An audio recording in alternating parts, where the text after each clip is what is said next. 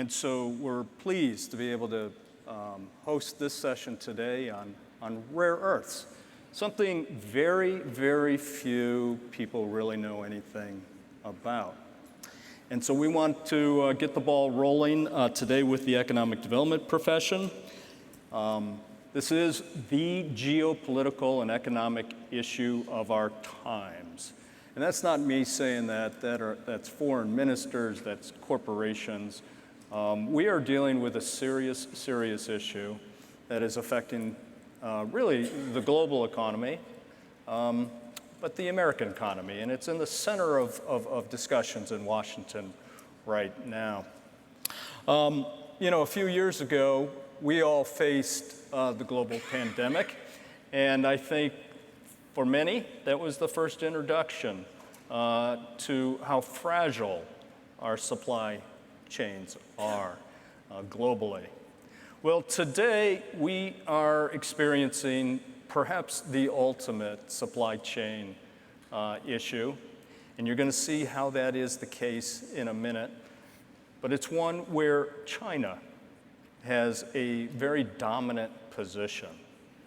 So we're going to be able to get into this today. What we want to do is we're going to focus on three areas: the global challenge that we face, the elements of the supply chain that need to be built out, and then, of course, number three, what you as economic developers can do. Now, the speakers today are phenomenal. I'm going to introduce each one of them. First, to my left is Dr. Gracelin Baskaran. She established and runs the Critical Minerals Security Program for the Center for Strategic and International Studies. In fact, I don't know if there's been a week that has gone by this year where some international news or entity isn't trying to get Gracelin's opinion on these matters. So we're very, very pleased that you're with us today. And Josh Ballard. Josh is President and CEO of USA Rare Earth. He is an energy and finance executive with a deep background in building companies. He's been based in Texas and San Francisco and even in Russia. Did some work in Russia. That's right. Russia, Kazakhstan, yep. Yeah. Ukraine, yep. Now, USA Rare Earth is one of the 2 or 3 companies that is trying to establish a rare earth end-to-end supply chain. His company has operating control of Round Top Mountain in West Texas that has, 16 of the 17 perhaps identified rare earth elements. But what's interesting about that is the hard elements versus the light. There is an abundance there, and we want to get into that in a couple of minutes. Josh is also building out a manufacturing facility here in Oklahoma to produce rare earth magnets. But before we begin, on the slides to the far left and the far right is a 101 that will continuously run on rare earths. But one of those slides, it has a QR code for questions. And we encourage you to use it and to submit some questions. Okay, so let's get going. Gracelin, can you help set the stage for this whole rare earth discussion? How did America find itself in the position we're in?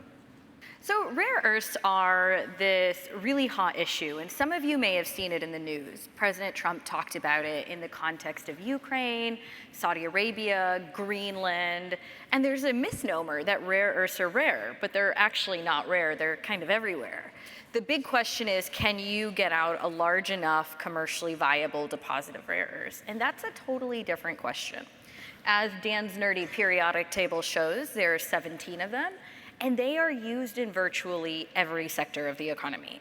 So the first lens that we often think about is our defense technologies. They're in F-35s, warships, lasers, tanks, missiles, satellites, drones, which Josh will tell you more about. So they're fundamental to our security. They're also used in manufacturing a range of industries. I'm from Metro Detroit, and rare earths are so important that within 8 weeks of China cutting off supply to the US, auto manufacturers like Ford actually had to stop manufacturing the Explorer model in Chicago. But this was a global thing. Like Suzuki stopped manufacturing the Swift model in Japan. But they are also used in your phones, your computers, your laptops. So what we realized is that rare earths are crucial for national, economic, and energy security. And the dilemma is, as Dan said, there are light rare earths and heavy rare earths.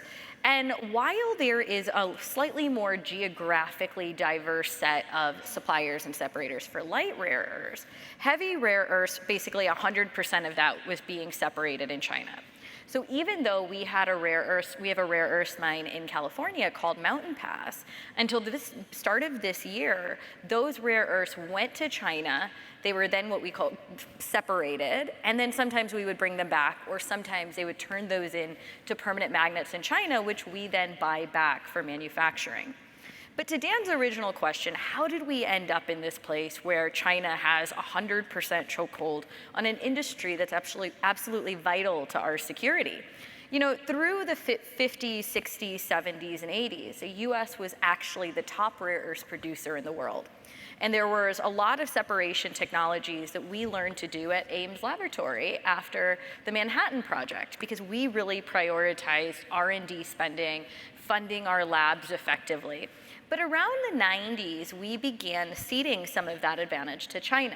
And what that really means is that we deprioritized rare earths and mining at large. Like, we used to be the biggest uranium producer in the world, and we pulled that back as well. We closed our Bureau of Mines, which was our government agency who did this.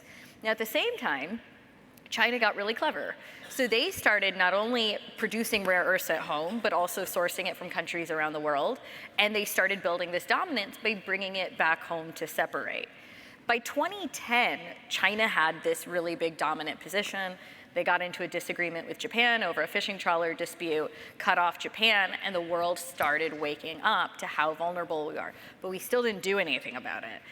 We got really slow on this. And it was really not until about 2021 that our government was like, oh no, this is a problem. And they started out giving over $400 million to various companies through the Defense Production Act to build those capabilities at home. But as Josh, I'm sure will tell you, is that mining is a very long-term industry, and it takes time to build processing facilities. You cannot set up a plant tomorrow and expect that to happen. And then 2 years ago, China also banned the export of processing technology. And the world kind of also woke up and realized they didn't know how to do this. And then they started weaponizing more and more resources. Some of you may have seen germanium, gallium, tungsten, antimony, and we realized China was going to full throttle us by weaponizing the export of these resources. So that's how we ended up where we are. And then on April 4th, in response to President Trump's tariffs, China cut off the export of rare earths, and we froze because we came dead in our tracks. We negotiated with the Chinese in London and Geneva because we didn't have a choice. And meanwhile, the US government began warp speeding efforts to try and build those capabilities here at home. And really, the South is where a lot of that has happened in terms of mining and separating, but also working with allied countries to reduce that vulnerability. Okay, so we're playing a catch-up game. Are we in pace with or in front of what other continents, countries are doing? Because they're having to respond as well. Absolutely. These rare earth exports hit Europe, they hit Japan, they hit Australia. Everybody has been affected. We've seen a massive acceleration in efforts in places like Australia. They gave out a $1.25 billion loan, concessional financing, to build a refinery there. Lynas, which is an Australian company, separated their first heavy rare earths a few months ago in Malaysia. We've seen Saudi Arabia partner with a US firm called MP Materials to build a mine-to-magnet supply chain.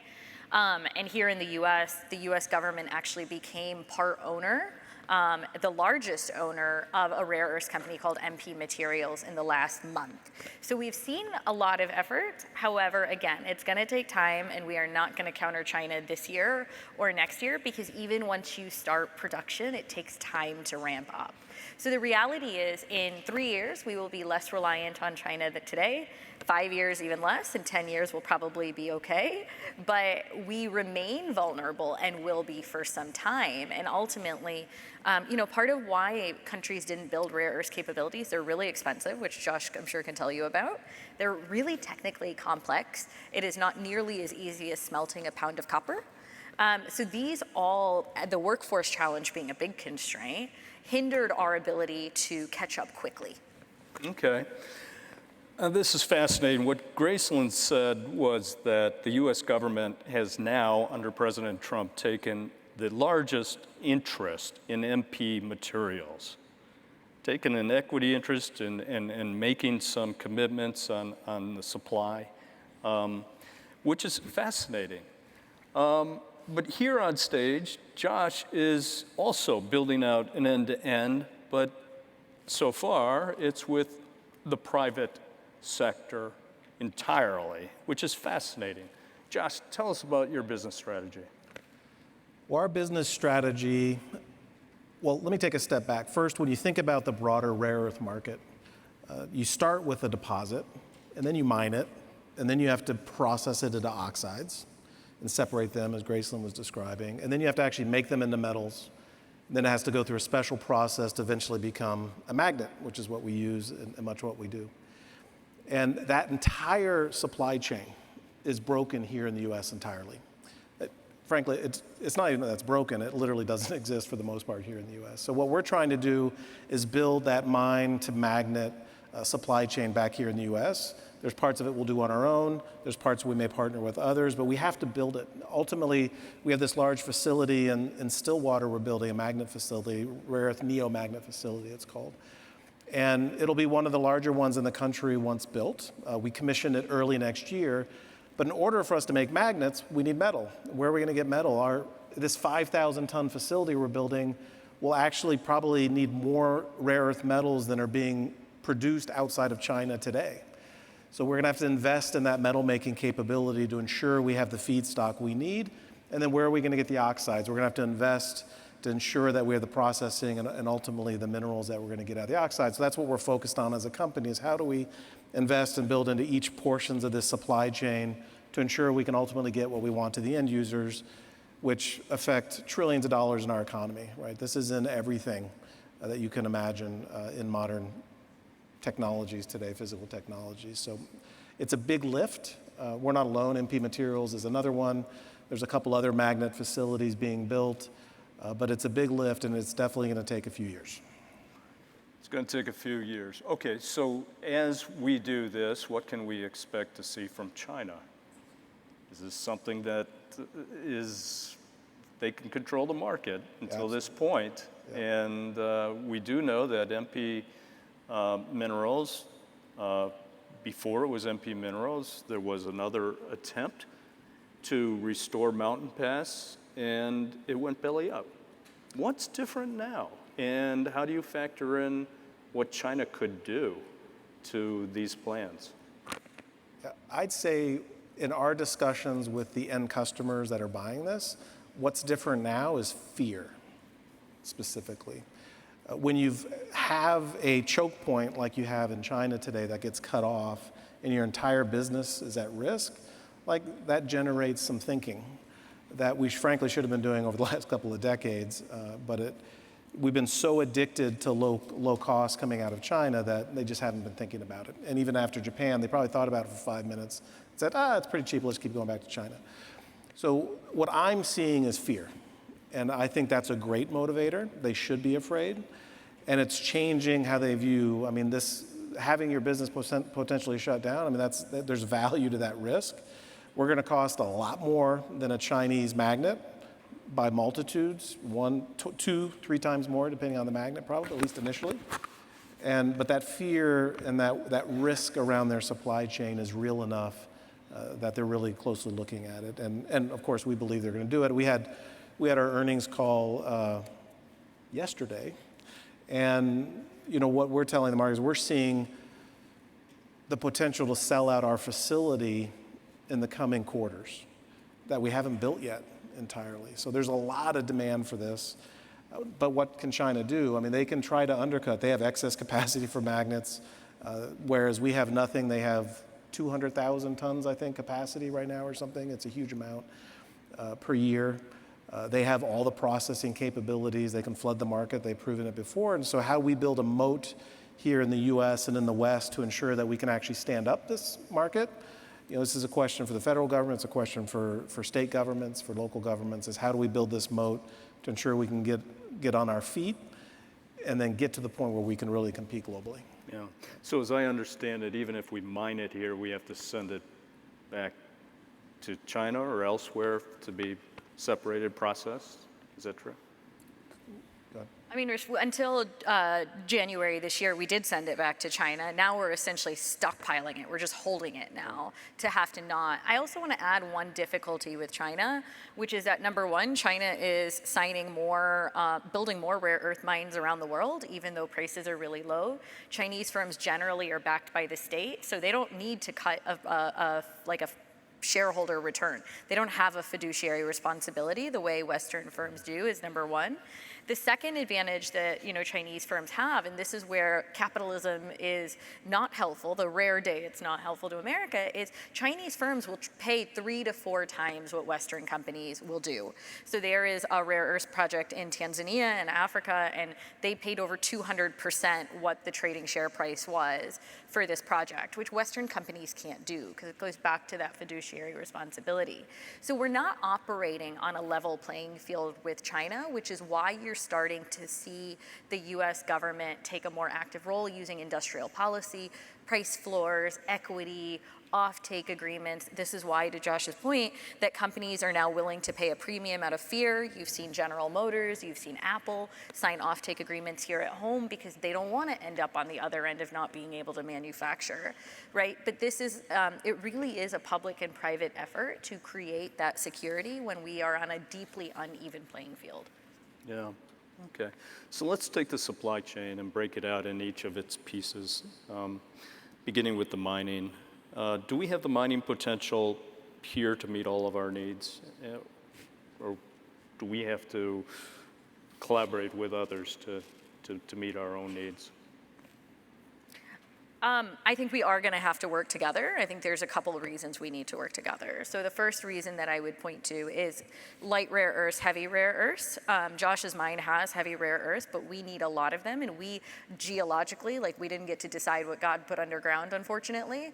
And the heavy rare earths are often in other places. And you've seen US government sign for Saudi Arabia, which has them. They're looking to finance down in Brazil, which has a lot of heavies. So one is the simple geology of it. Two, technical workforce.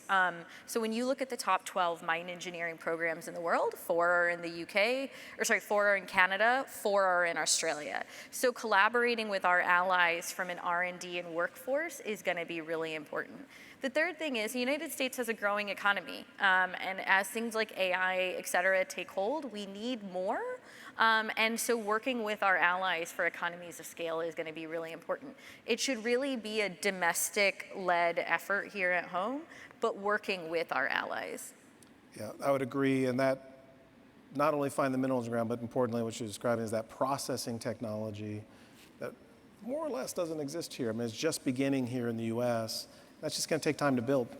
And if you even look at what's happening in Southeast Asia today, even China's putting pressure on Western companies that have the processing capabilities like Lynas outside of China to take their people back so that they won't even get helped, right? They're trying to control this for as long and as best as they can. So it's going to be a challenge. Deposits are going to take a while, to say nothing of our own regulations and litigation issues that we have here in the US that delay, especially on the mining side, things for years and years and years and years. Yeah, okay. Before we leave the mining, I have two questions on my mind. One is, America has thousands, tens of thousands of abandoned mines from a history of mining. And some are saying that perhaps in the tailings and then the product of that, there may be some rare earths. Could we see some of these old abandoned mines find a new life? Maybe. The reality is sometimes you can get rare earths back out. The US government, for example, has part ownership of a rare earths recovery project in South Africa where they go back to gold tailings and they reprocess them to get those rare earths out, which is great. There is more effort to try and do that. However, it's like I said earlier, it's not necessarily are there rare earths because they're kind of everywhere. It's do you have them at large scale commercial value that warrants sometimes having to upgrade energy and water and road infrastructure to be able to do it. Like coal and rare earths are a lifetime away in the technology that you need to mine it, the know-how on how to do it. So there's probably some potential to go back to old mines and reopen them or reprocess tailings. But I would say it really depends on the project and whether there's enough to make it commercially viable, because it is difficult to take out, or else we would have a lot more rare earth mines in the world. Yeah, and the way I describe it is you're going out to get coal, you got a big vein of coal, you dig it out of the ground and you use it, right? With rare earths, you're talking about this stuff is intermixed in rock in the parts per million.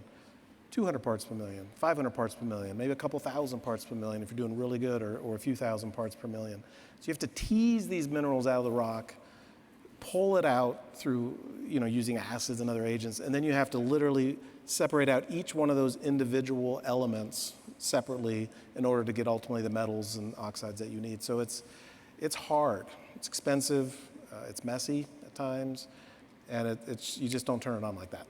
Yeah, but investors are clamoring all over the world with mining taking off, and you mentioned Africa, and here we have Bill Gates and Jeff Bezos and others investing in mining. What's going on? Is that something that is going to benefit us, some of these investments overseas? Who knows? But you can see who thinks it's important. They're the ones it's going into all their technologies, right? I mean, everything, you've all got cell phones in your pocket. There's rare earth magnets in those cell phones. Mm-hmm. You look at America, I mean, how many can we count on, probably two hands or less, how many deposits are being developed here in the US today? So, globally, it's a longer list, but it's not as long as you would think. So hopefully that turns into something, but it's going to take some time, a lot of money. American firms also stand to benefit a lot from some of these. So one of the projects that Bill Gates backed, he was an early backer of a company called Cobalt, which is an example of a company that uses tech-enabled machine learning, AI-enabled mining to try and make exploration faster, right? And if you go out to Silicon Valley, there are so many companies now up and coming. 99% of mineral exploration fails. It's not exactly the commercially most sexy industry from a profit point of view. So 99% of that fails, and 99% of that 1% will never actually turn into a producing mine. So a lot of what some of the companies are starting to back in this space, and where Silicon Valley is really, really interested in both domestically and abroad, are leveraging technology to do this faster, cheaper, recycle, et cetera, because it really is going to take a more innovative approach to meet our mineral security. Mining is no longer the industry of what we think about West Virginia coal, which is wheelbarrows and axes, right? It is very high tech. We need engineers. We don't need somebody to drop the blast to blow up the rock anymore. So in that way, a lot of American companies are starting, they may not be the miner, they may not be the company digging it out, but they're playing a crucial role at different points of the supply chain, where clearly people like Bezos and Gates see a lot of commercial value. Okay, let's move then to the midstream of this supply chain. The separation and the processing. Josh, how is USA Rare Earth approaching that midstream? You've got the mining at Round Top in Texas, and here in Oklahoma, you will have the magnet manufacturing. Yep. Tell me a little bit more about this midstream. Yeah, so from a processing perspective, taking those minerals out of the rock and then separate them out and purifying them, right? So you can use them in metals. Since we don't have that technology here, what's everybody doing? They've been sending it to China to get processed. What we're trying to do is do it here. So we've been investing for the last few years. We've got a group of engineers just outside of Denver, a little town called Wheat Ridge, just outside Denver. We've got about a dozen engineers who've been working on unlocking our mountain in West Texas and making great progress, especially over the last 18 months or so. And we're recreating the wheel, if you will, here in the US on the processing side. And then we want to leverage those capabilities not only for our mountain, but ultimately we'd like to leverage them in order to support our overall supply chain here in terms of what we're building. And then that feeds into metals, which are also entirely missing, rare earth metals in particular, entirely missing here from the US, except for really prototype stages right now. And so we're going to be actively investing into metal making to bring back here, specifically to Oklahoma, so that we can control that supply chain and at least, one, create stability around our supply chain, and two, ensure that we can strip out as much profit and manage those costs as best as we can so we can have competitive products coming out of our magnet facility ultimately. So we're just investing a lot, both in terms of people, money, capital, equipment, everything. Okay. Well, then that moves us to the manufacturing and the magnets, which are stunning. I mean, we met with the Southern Economic Development leaders of the different states last night for a 2.5-hour business meeting that was just fascinating. And Josh, you started talking about all the different places and uses for magnets that I had no idea, and I don't think many of us do. Can you talk a little bit about those kinds of uses that maybe, you know, on the screen here, we see them in, you know, we see pictures of MRI machines and submarines, Virginia-class nuclear submarines and more and more, but there are some everyday uses that I had no idea. Talk to me a little bit about that, and then where your magnets will be going once you get that up and running. So rare earth neomagnets are in a lot. It's how I like to describe it is everywhere you can imagine that electricity is being translated into motion is where you're going to have a magnet. So it's in the cell phones in your pockets.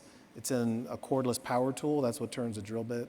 It's in an EV is probably the most well-known, where you get a lot of volume in these magnets. If you're in a Tesla and you put it in beast mode and then you get whiplash because it takes off so fast, those are magnets. That's what's making that happen. It's in defense, it's in drone technologies, rocket technologies, where you got to move things, fins and things like that.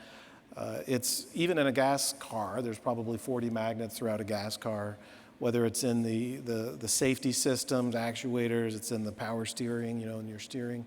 These things are all over the place. And we just don't know it. Like, they're quietly working in the background, letting the modern world work. And we've been getting them all from China for all these years. I mean, that's how important this is. It drives trillions of dollars of activity in our economy that can be turned off if we're not careful. Okay, and last week you had an announcement about drones, was it? Drones, yeah, we had an announcement. We're working with a drone company called ePropelled. They're selling into the defense industry. And how we're looking at it is most players have been coming out really focused on the EV industry because it's going into motors, it's a lot of high volume. We're really looking at the rest of the market, which is, I guess, my guesstimate is 70+% of the market is more small to medium-sized volumes. All these things I'm describing, even if you look at a cell phone company, even Apple, what MP has a relationship with, even Apple, it's millions and millions and tens, hundreds of millions of these magnets, but actual tonnage is not that big because these are little itty bitty guys. So you got these little guys that might be in a cell phone or a speaker. You have a speaker, the vibration that makes sound, or in the microphone so that we can hear it. Those are magnets that are doing those things. These are like little itty bitty guys, little micro machine guys, all the way up to larger magnets that may go into a wind turbine. So we're focused on this small to medium size. EV we'll look at for sure, but there's a whole wide universe outside of that, you know, and it's dozens of industries that use this. And that's what we'll be using. Drones is a great one for it. Robotics is going to be a huge area for this. Every robot, I mean, if you got, I forget how many it is, but you got a humanoid robot, every joint is going to have a little motor that's going to have, you know, up to 4 magnets in that little motor. And you're talking about the whole body. Manufacturing, if you're using an arm in a manufacturing setting, all of these things have magnets. So it's a pretty wide universe out there. Right. So Gracelin, what is the market demand then for these rare earth magnets over the near future and just project out 10 years? Still a small market. So sometimes when we think about minerals, because there's that whole periodic table, when we think about things like copper, cobalt, nickel, they're huge industries, right? You're talking about building transmission infrastructure, like large scale. One of the dilemmas with rare earths is that it is a small market, but it's a very important market. So we don't need 100 rare earth mines to meet our future demand. We need a small number, and we need to have the separation capabilities to be able to do that. Now, to the maximum extent, onshoring that here in the US is going to be critical. But when you look at the majority of your minerals on a periodic table, rare earths certainly are on the small end of the market size. Yep. Yeah, I mean, we estimated at roughly, at least the magnet side, roughly $20 billion today, doubling over the next decade. And that translates into roughly 50,000 tons. It's like 200 plus thousand tons globally, 40 to 50 of it here in the US, and roughly the same in Europe. So these aren't huge markets. Our facilities will be 5,000 tons. That'd be 10% today, soon to become 5% over the next decade. Yeah. So it's not a huge market when you compare it to steel or copper or any of these other big guys, but it's a pretty important one. I mean, here you are talking to us. I was talking to a CEO of a major consumer company, and they're a $15, $20 billion company, and I was like, you never expected to be talking to this little itty bitty guy, did you? That's how important we became. They're all freaking out about it currently. So, yeah. Well, we're at a conference with 17 states and the economic development leaders from those different states, and they've been, as we've been talking, we've been getting some questions. And so I'd like to take a few of those questions. One of these questions is, what kinds of specialized skills and training programs are most needed to support the rare earth industry? Yeah, I can start. For us, it's engineering. Both, if you're looking at the processing side, it's chemical engineers, metallurgists. It's those kind of engineers that we don't train much. Tens of thousands of them are trained in China every year. We don't train so many here in the U.S., especially on the rare earth side. And then when you move up into metals and magnets, that engineering know-how, there's an art to it, number one, especially on the metal side. That takes a lot of learning. And on the magnet side, those kind of magnet engineers, it's just a very small universe right now. And if we're going to really build up this industry, we're going to have to invest from an education standpoint to ensure we have that specialized talent. Once you get into the basic manufacturing, I mean, that's a little easier to bring together. Thankfully, so far, we've been able to hire. So far, so good, knock on wood. But it's a very small universe of people who really know what they're doing. We've also closed about close to half of our mine engineering programs here in the U.S. since 1985. And I don't know if there's a nice way to say it, but the mining industry is very old.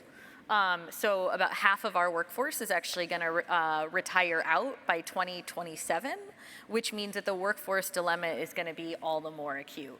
Now, we have a lot of geology programs here in the US, but they just don't have that mining component.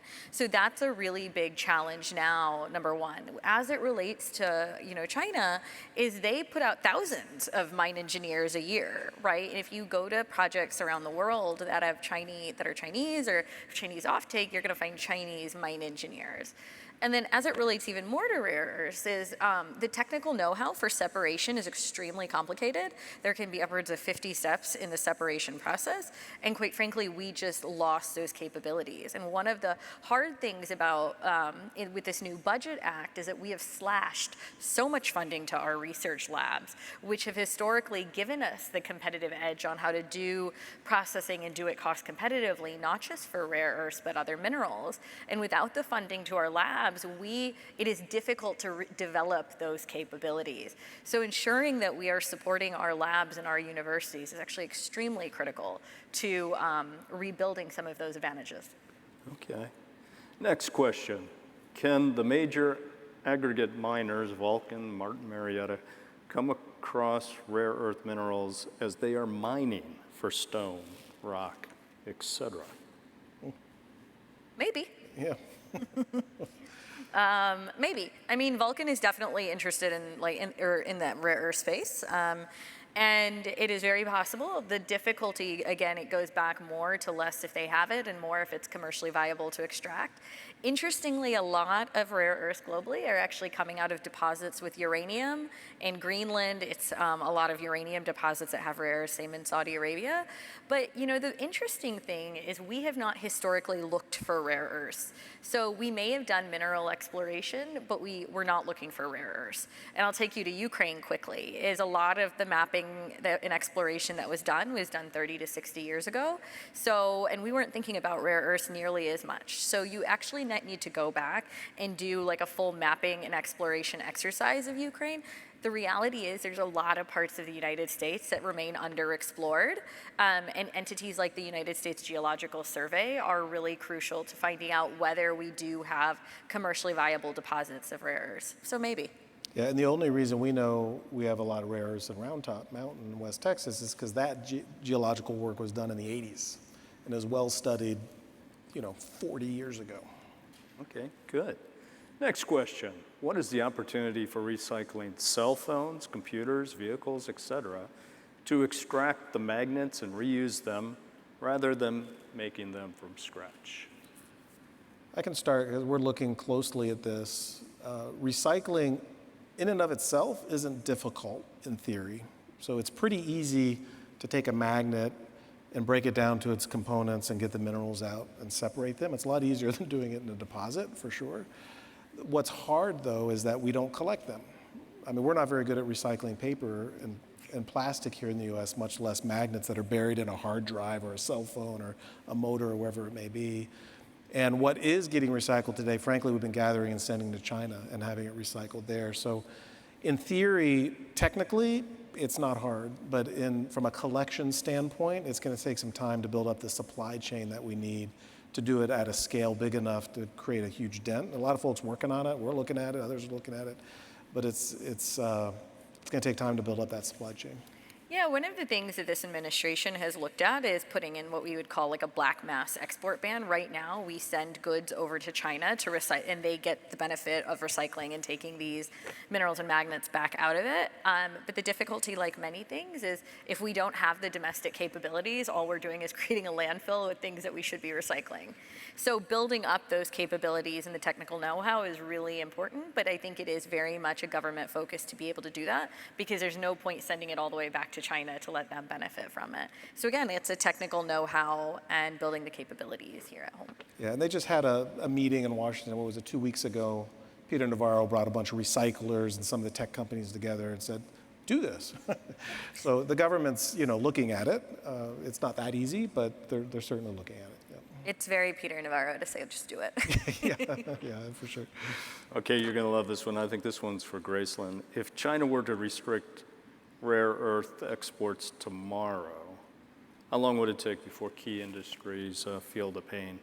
Yeah, I mean, not long. We learned that when they restricted exports back on April 4th, it was about 6 weeks before automotive industry started panicking. And again, it kind of goes back to the fact that defense is an extremely important off-taker. But as Josh said, I mean, the auto manufacturing industry uses them at scale because it's in every subcomponent, from your seatbelts to your steering wheels to your, et cetera. So it was about 6 weeks, and we knew that would happen here in the U.S. Like, I remember the Treasury Department in Washington was like, we think we will not make it to June. And that was exactly what started happening. And so if they went back to those restrictions, it's not that we've built meaningful stockpiles of rare earths in the last 30 days. So it would probably be weeks, especially because we have, for a lot of companies, they have actually drained down on what little stockpile they may have had. Not long. Okay. The next one. Oh, I love this one because this is really where we want to make sure we're closing. And that is, what is the one thing that the economic development profession must understand and act on if we're going to avoid being left behind in this race? It kind of gets to, I think, what we were discussing last night with the state commerce directors, and that is, what should they be telling their governors about what we can do, what we must do as a profession at a local level? Yeah, well, I can say I currently live in California, and I was at a manufacturing company in California. Now we're a new company building here in Oklahoma. So it starts with that regulatory work, permitting work at the state level. I can tell you it's night and day between California and Oklahoma, let's be honest, and probably most of the states who are represented here. Whereas it takes me 6 months to build a wall in California, here, talking with the local regulators, it's like, how can we help work together to figure it out and get things done faster? It's a night and day, it's absolutely wonderful. So I think that basic regulation and support that you can provide locally is critically important. And then at the state level, I think investments should be made to help bring this back. I mean, what are our big issues? It's education and people, it's cost of electricity, it's of course permitting depending on what you're doing. It's all these basic blocking and tackling that state governments can help a lot with. In Texas, we're on state land for our mines, so our permitting is much easier than a lot of folks, and it's night and day compared to what you have to go to on federal land. So there's a lot of that blocking and tackling, I think, can be done at the state level. Yeah, I think state level industrial policy is really important. We sometimes forget that the profit margins of both mining and separating are absolutely terrible. So creating as much of an enabling environment for these industries is really critical.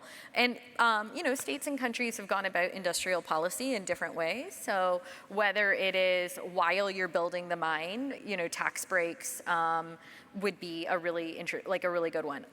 Separating rare earths takes between 9 to 13 times as much electricity as mining them. And there's a reason that countries that have cheap power have become the most cost competitive for rare earth separation. And just critical minerals at large. Like if you look at Canada is competitive because they have a lot of cheap hydroelectric power. Saudi Arabia has the cheapest wind, solar, and fossil fuels in the world. So it is a very lucrative destination. Given the amount of energy, one of the things we are really big on is the idea of creating a hub. When you create a processing hub, what you do is you aggregate that you reduce and streamline the amount of permits you need, the energy infrastructure you need, almost like a special economic zone.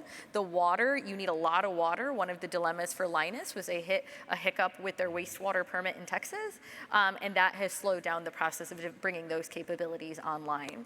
Is ultimately you want to create the incentives and the enabling environment for this investment to come in, given that the profit margins are so narrow. Mm-hmm. Let's talk about the economic development process. South Carolina worked with a German firm to bring magnet manufacturing to South Carolina, and they rolled out the red carpet, and it helped that the DoD subsidized big time. Another move by the Trump administration in this area, but GM was saying, hey, we'll use your magnets for our EVs. Mm-hmm.